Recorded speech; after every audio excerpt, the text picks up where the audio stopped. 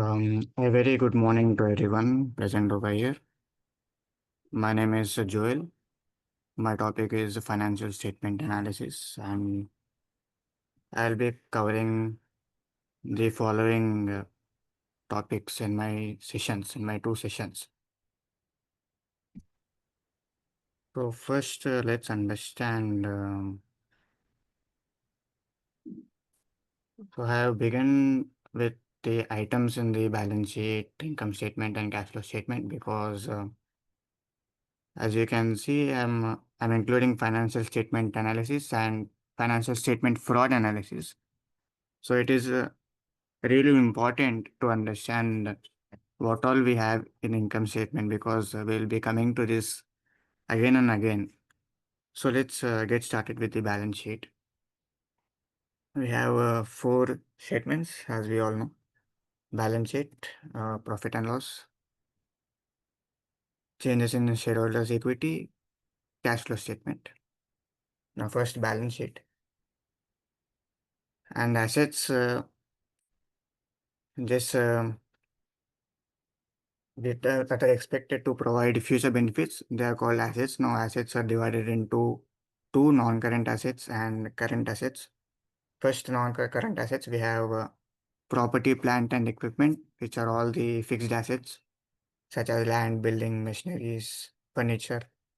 Capital work in progress, which are currently on progress, not still not ready. And goodwill is good faith in the business, and intangible assets refers to the legal rights such as copyrights, trademarks, and intangible assets under development, same as the capital work in progress, which are under development. And non-current financial assets includes investments, loans, advances, and financial claims. So inventory is the value of raw material, work in progress, unsold finished goods. Current financial assets, we all know it represents cash and cash equivalents, bank balances, short-term investments. Other current assets, which we do not include in current financial assets, will go to other current assets. Equity is the owner which belongs to owners of the capital. Share capital is just paid up share capital of the company. Retained earnings is when the company uh, uh, creates another portion, separate part of the portion from the profits for the future purposes, such as paying dividends and protecting from the loss of the company. And minority interest includes when we have a subsidiary companies and the equity of those companies. Current liabilities, just obligations of the company, but within a year. Payables, it includes amount payable to suppliers, goods and services. Short-term debt is debt less than a year. What does it include? It includes such as maybe paying to creditors and etc. So balance sheet, this is a shows a balance sheet shows the snapshot picture, which means it tells you about the position of the company on a specific date, such as a December 31 or March 31st. It will tell you the position as on the specific date, and income statement is like between the periods, it will tell you the whole picture of the company. What all happened, what all expenses it has occurred, how much revenue it has generated. So coming to income statement, as I have already said, it tells you about the financial performance of the firm.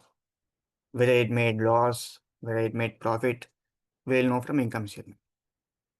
Revenue is the all the what we got from our operations, be it be selling goods or services. Other income is when a company is getting revenue that are not from the core operations of the business. Example is given here, such as income from investments or profit from sale of assets. Expenses, see, it depends upon the company, industry. If we take from manufacturing industry, we have a cost of raw materials, purchase of stock in trade, changes in inventory of finished goods. Cost of raw materials is raw materials consumed in the production process, and stock in trade refers to purchase of goods that are sold to customers, and changes in WIP is the difference between opening balance and closing balance of a work in progress and finished goods. Employee cost is all salaries, benefits, notional expenses, everything related to employees. Depreciation is the reduction in the value of machinery, a non-cash expense. Amortization is also the same phenomenon, but for the intangible assets. Finance cost, when we take a loan, if a company is paying interest for that loan, then it comes as finance cost. Other expenses is when it does not come under any of these items I have told before. Exceptional items such as they are not that frequent, such as natural calamities and other. Tax, we have three components. Current tax is just simply the tax payable for the given period. MAT is when it is a minimum tax that the companies should be paying. And deferred tax is just, it arises out of the difference between the books of income tax department and the what's in the company's statements. That is deferred tax. Now, profit allocated to non-controlling interest refers to the amount of profits of subsidiary company. EPS, how much we are earning per share basis, that's it. It is calculated by dividing net profit by number of shares, weighted average of shares, number of shares outstanding. Basic APS, we only take number of shares outstanding, and in diluted APS, we also take ESOPs and all others. Basic APS is only outstanding shares. Other comprehensive income, it is when the expenses are not included in the profit and loss, we add it in the other comprehensive income.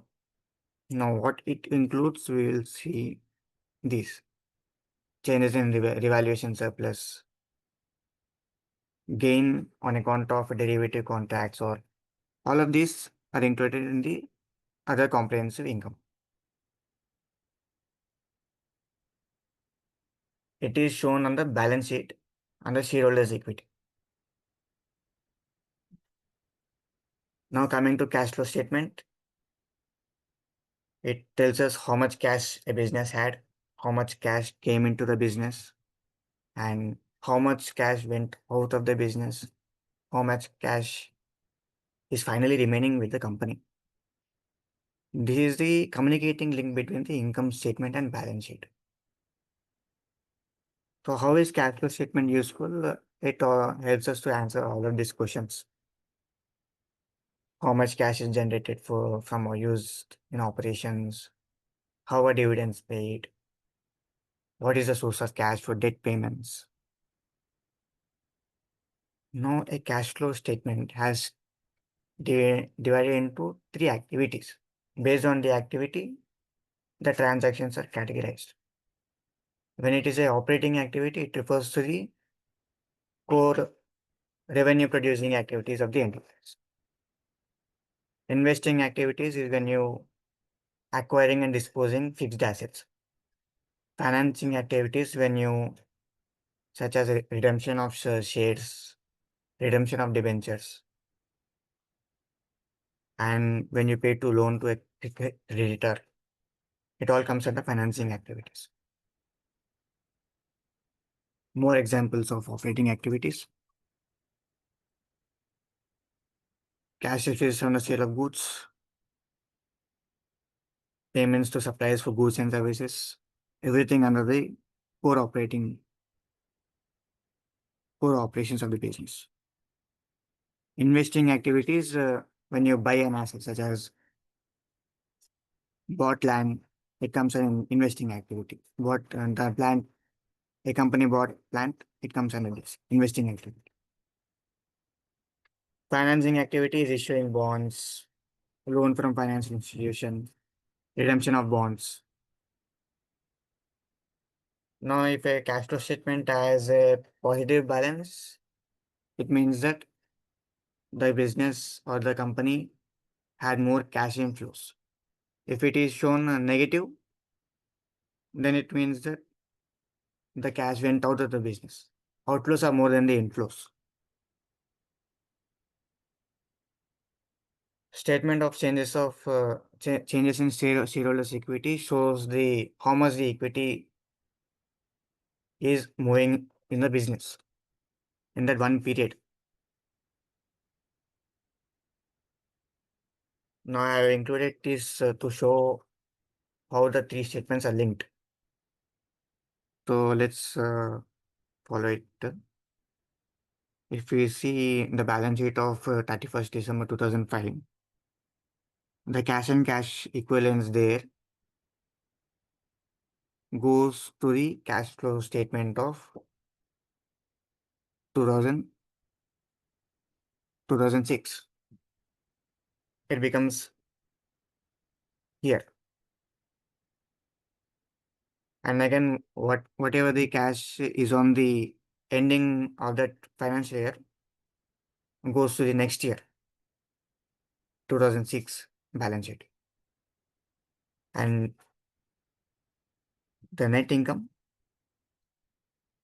is again going to shareholders' equity. Share capital, shareholders' equity.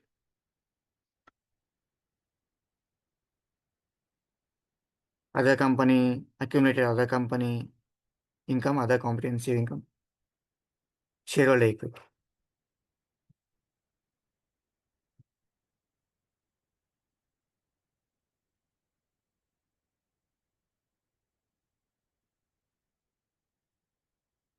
Now let's come to financial statement analysis.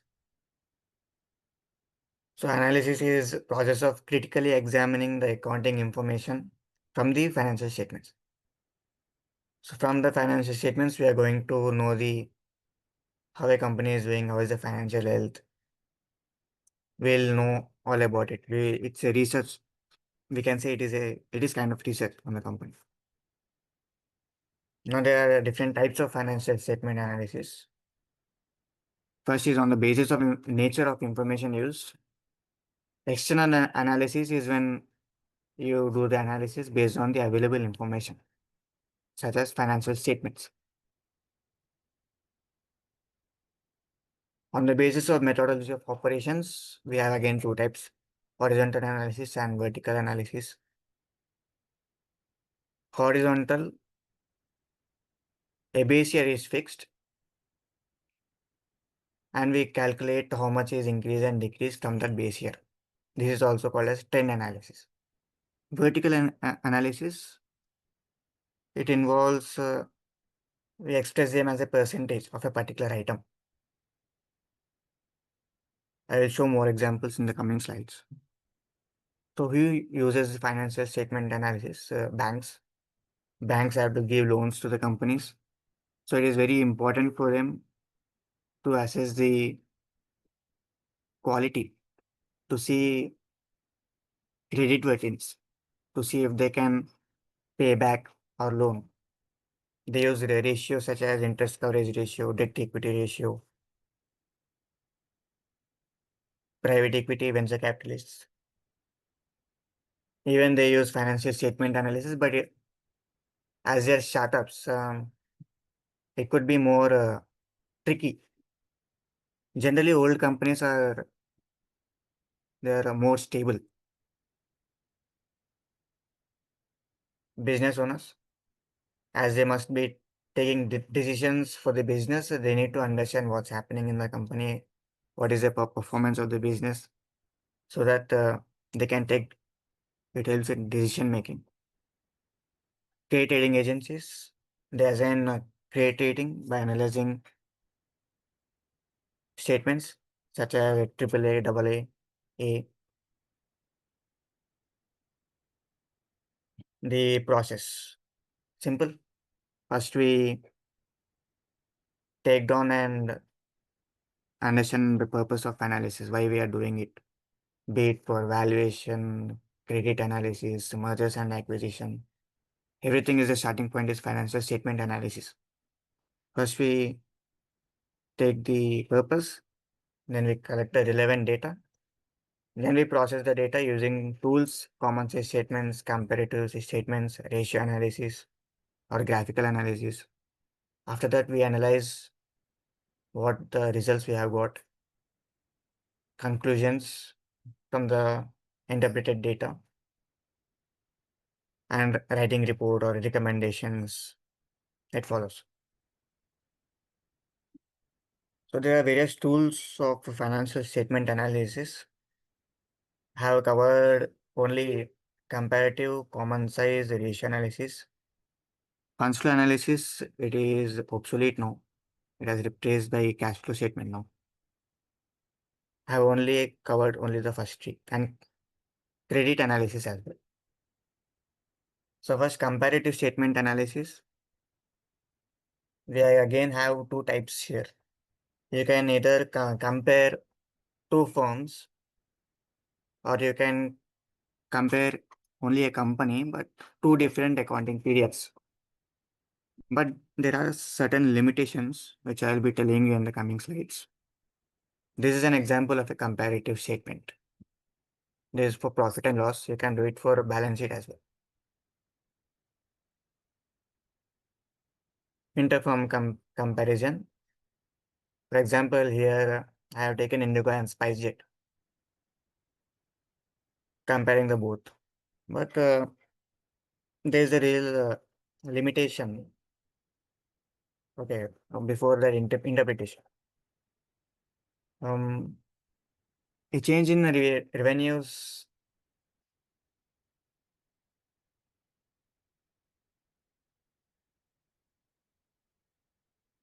is compared with a change in cost of revenue. It is only meaningful if it is compared to cost of revenue. And change in the net profit is good indicator of overall profitability of the business. And change in current assets indicates greater solvency of the business. And reserves and surplus. Change in reserves and surplus is also seen as a good sign because whenever a company goes through losses, having reserves and surplus is generally seen as a good sign. Now, limitations. When you compare two organizations, you should check the accounting policy of the organizations, whether they follow the same policy. Otherwise, the results we got from the analysis could be misleading. And also, if they are in same geographies, then again they should be of same size. Like we cannot compare a mature business with a startup. There will be differences. We should check all that before analyzing. Trend analysis is just an extension of comparative statement analysis, where we take a base year. Yes, we select one period and every item in the base period is taken as 100. There is a formula for that.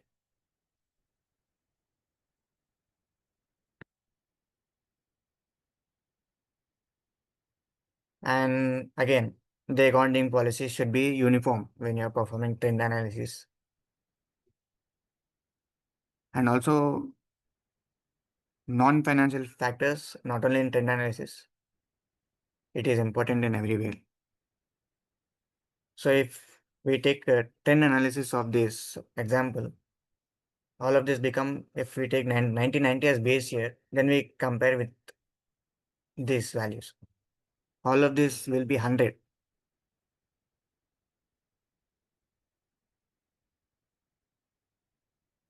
Using this formula, we can calculate that.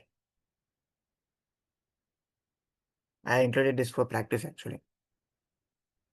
So coming to common size statement, just assigning percentage. It is also called as vertical analysis. There is an example of a common size income statement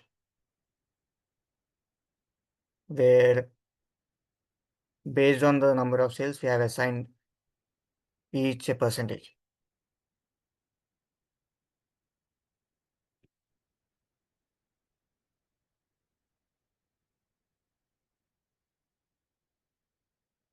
Then again, we have similar interpretation.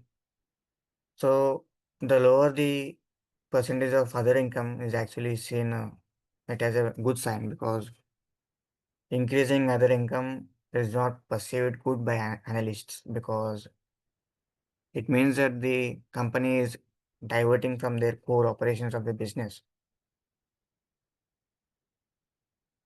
And cost of materials, simple, if the cost of materials is low, then our expenses will be low, the profitability will be more. Revenue and surplus, I have told this already. It is a good sign.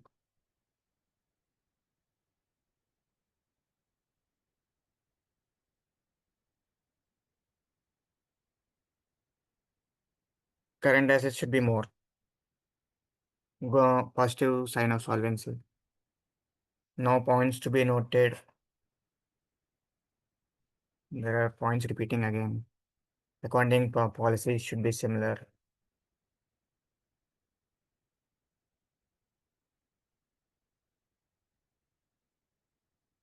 And again, there is no prescribed format. Like there's no uniformity. There's an example of common size statement analysis example to practice. Then again, both we need to investigate more. Does not provide reasons, limitation. We need to find out more by ourselves why a certain item is changing or decreasing. Now coming to ratio analysis, it helps us provide a comparison of numbers, and it helps us to answer questions such as how safe it is to lend a company, how financially rewarding needs to be a shareholder of the company, how much value does this company provide.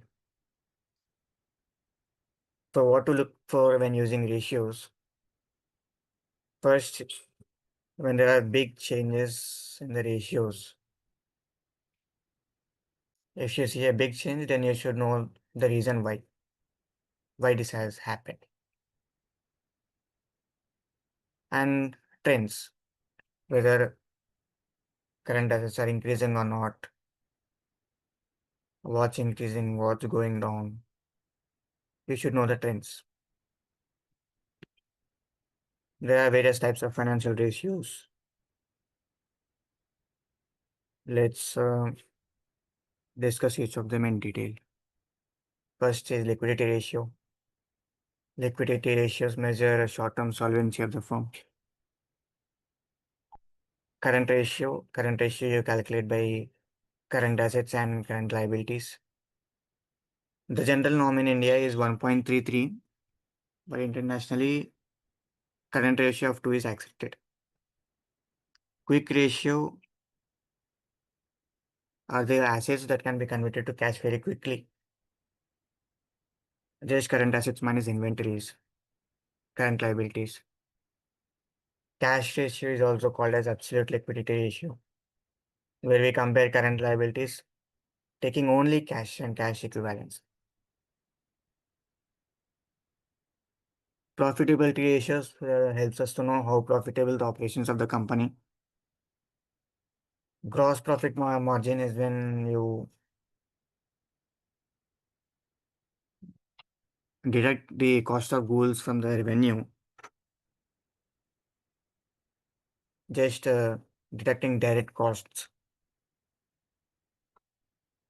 Net profit margin is profit after tax by revenue, or you can even take net sales. How much the company is really getting after deducting all their expenses. How much a company is getting at the end. EBIT margins is also called operating margin, just EBIT by revenue. EBITDA margin is operations and direct costs. EBITDA by revenue. Return on equity is measurement of management performance. How much the management is able to use the equity. It helps us to know that. Net profit by shareholder equity. Return on capital employed. So first let's understand what is capital employed.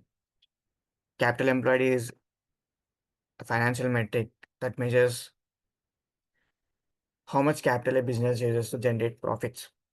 How it is calculated. There are two ways. I have included only one. Total assets minus current liabilities. The other way is adding fixed assets and working capital. And return on capital employed, it tells us how much the return a company is generating from their capital employed. Now there is an extension of profitability, more on return on invested capital, because all of the other profitability metrics, they have certain limitations. But by investigating return on invested capital, we can know more. So how does it go deeper, or why is it so important? Let us know that. When it comes to return on equity, a company with little equity and lots of debt will show lots of inflated ROE. And again, we have one-time gains, one-time losses, which all distort a recurring profitability.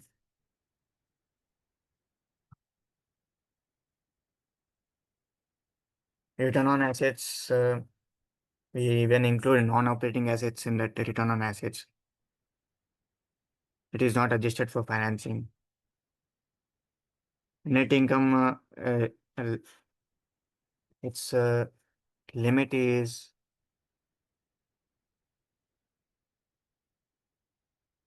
businesses with high capex may be inefficient. EBITDA-based metrics doesn't consider how much capital was used to generate those earnings. Here is a quote by Charlie Munger. In simple words, he says it is not about how much time you hold a stock, but how much the business is generating returns from the invested capital. It's all what it matters. How to calculate a return on invested capital? Net operating profit after taxes by invested capital. To calculate the net operating profit after taxes, EBIT into 1 minus tax rate. Way to find tax rate? You will easily find it in the statement. In the annual report, balance sheet, no, income statement, you will easily find there. You will get the effective tax rate there. And to calculate the invested capital, then there are again two approaches. First approach is balance sheet approach, where you take total assets and deduct non-interest bearing liabilities and excess cash. Financing approach is second approach, where you add a total debt with equity and deduct non-operating assets. ROIC is useful when we see the operating efficiency, like how much a company is really generating return from their invested capital. Now coming on to efficiency ratios, it tells us how the efficient the company is in using their assets. First, inventory turnover. It tells us how many times the inventory is rolled over by the company. So for a FMCG company, the inventory ratio will be high because they keep on the inventory is keep on getting refreshed. How to calculate it? Sales by inventory. It's average inventory. Accounts receivable turnover. It indicates how fast the company is converting its sale into cash. Accounts payable. How much of a company's purchases are on credit.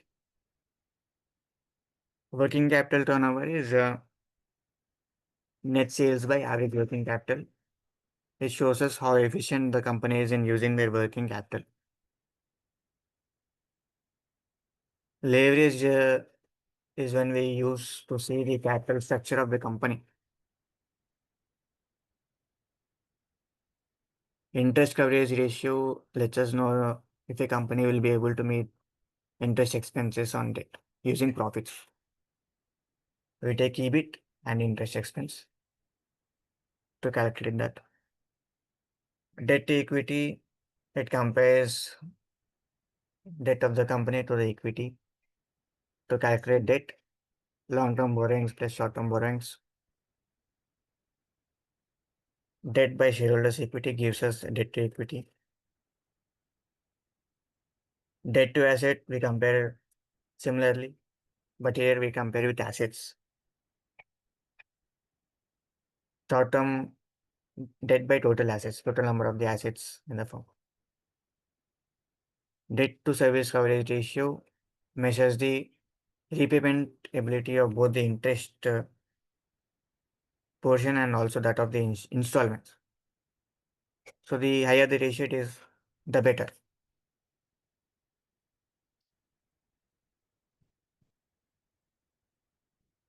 How to calculate debt service coverage ratio, net profit after tax, add interest, depreciation, amortization, installments arising out of term loan or finance lease. Gearing ratio measures the firm's exposure to interest-bearing debt in comparison to total tangible net worth. To calculate, divide interest-bearing debt by tangible net worth, minorities, and non-redeemable preference shares. So if a gearing ratio is high, it includes financial risk.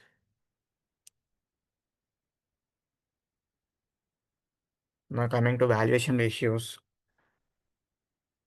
price earnings ratio, it refers to investor confidence.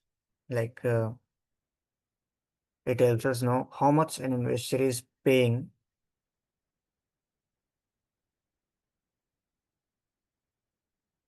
for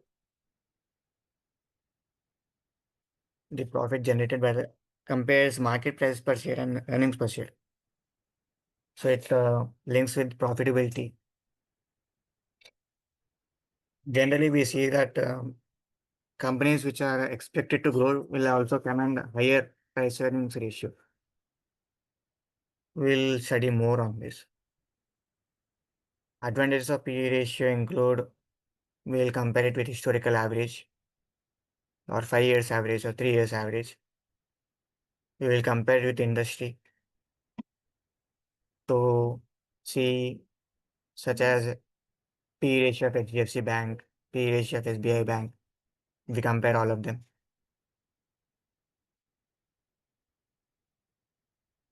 What drives PE ratio? So high growth commands higher PE. If a company is growing a lot, then also it will command higher PE. Companies which also generate massive cash flows will also have a higher P. So disadvantages of P ratio include cyclical firms. Cyclical firms when they are not generating profits throughout the season, they have a cycle. So they only get more profit for a particular period. Example is Tata Motors. And accounting traits, so if a company is manipulating their profits, then P will also be wrong. One-time income charges, it can distort P. It might show more than it actually is. Price to book value is, we'll compare market cap or balance sheet value of the equity or book value. It is best used for banking stocks because banks have huge liquid assets into the balance sheet. And for capital intensive business because they have huge tangible assets. But there's a drawback for using it in capital intensive because the assets of the business should be valued accordingly. Otherwise, then again, it could become a drawback. Service sector, we cannot apply price to book ratio to service companies. So, sorry, yes, service companies. And we also see a high correlation with PB ratio and return on equity. When the company has higher value on equity, then it should also able to get its book value at the faster rate. We calculate price to sales ratio by market price by annual net sales per share. Annual net sales per share, just divide net sales by how much of the shares they have. You will get per share. Advantages of price to sales ratio is that sales are not frequently manipulated. And sales are also less volatile for few companies. And one-time charges cannot affect price to sales ratio. The main disadvantages include it can even report loss with increasing sales, and price to sales ratio would be significantly lower than for lower margin businesses. Dividend yield ratio expenses a relationship between dividend per share and market price. Earnings per share is also same, but for earnings per share and market price of the stock. Price to earnings growth is to see the growth of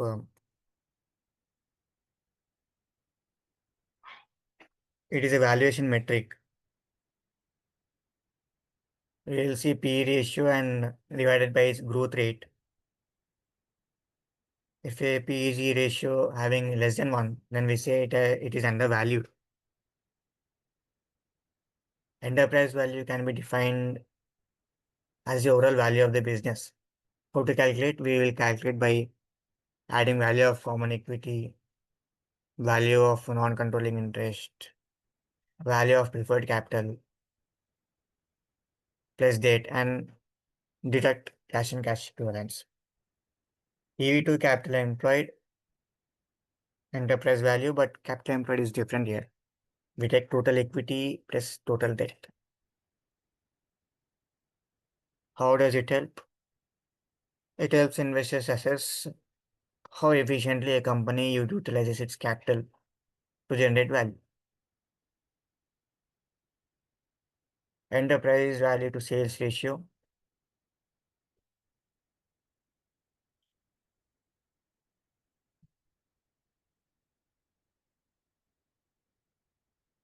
We will use it as sales can never be negative because P ratio and EV EBITDA ratio, EV EBIT. You cannot uses metrics if the underlying profit metric is negative. Hence, in that certain cases, you can use enterprise value to sales ratio instead.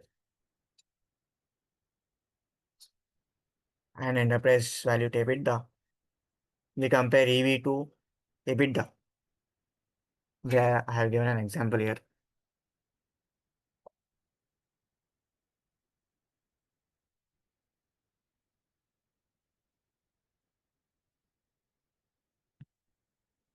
DuPont analysis framework is a framework that breaks down return on equity into components such as profitability, productivity, leverage.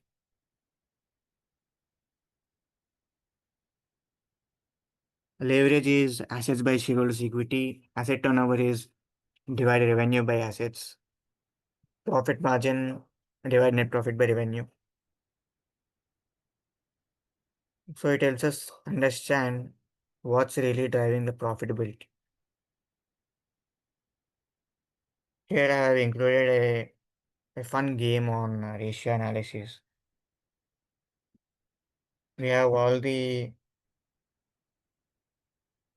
we have all the industries here, all the companies, and we have also their balance sheets, and we have also their financial ratios. So understanding these financial ratios, we'll be guessing which company it will belong to. So let's have a look. So on the first look, we'll first look at inventory turnover. We can see four companies. They have they don't have any inventory turnover, which could mean that they are of service companies. Then again, service companies include parcel delivery service. Then again, even airline software company, even it comes under service because they move people around.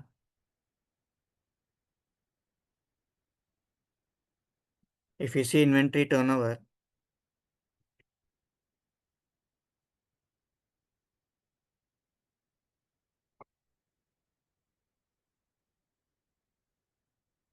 with 7.6,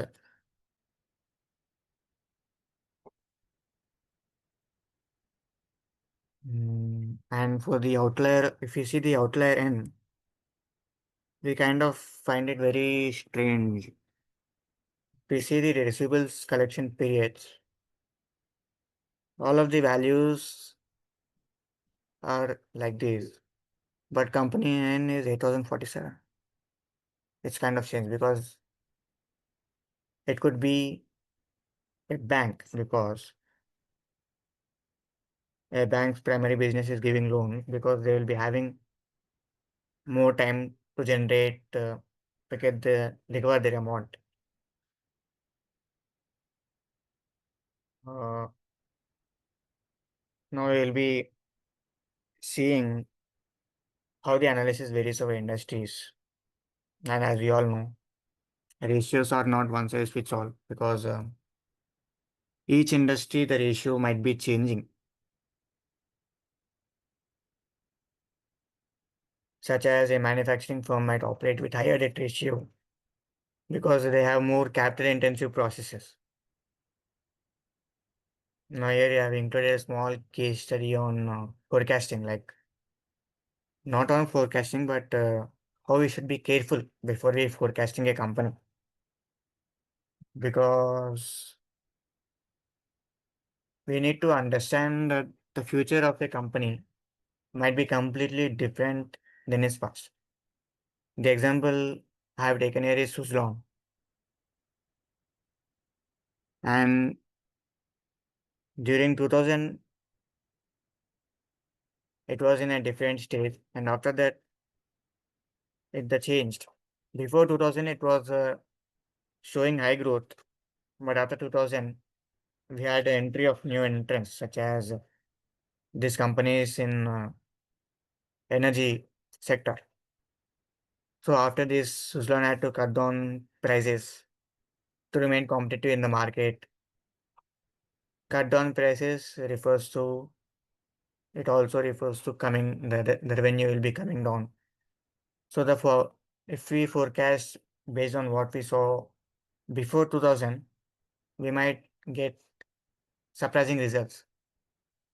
So hence, it is important to understand that future of the business could be completely different.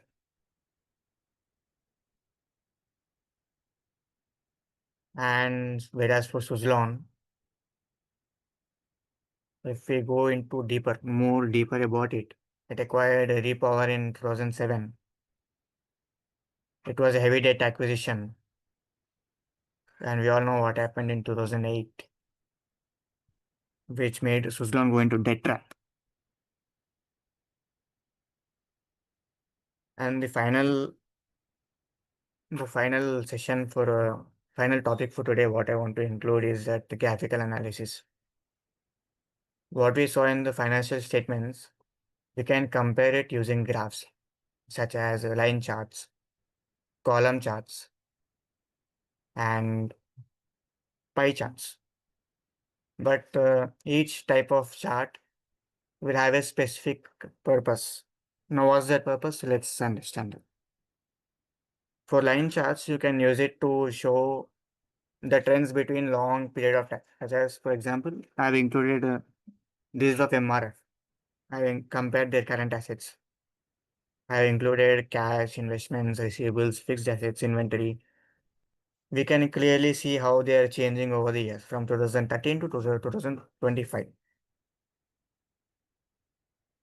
You can use line graphs to show trends. Pie graphs, you can composition of total value, such as you can see how much of the expenses are there in income statement. This is for airline company I have taken. You can see in the total expenses, 38% is aircraft fuel expenses. We'll get to know the better idea. It is better to present in this way. And for stacked column graph, when we want to show composition and amounts and how they are changing over time as well is important.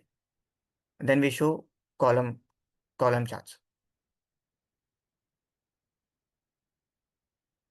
And with this, in my first session, we will be talking about financial statement fraud analysis and credit analysis and liquidity in the second session.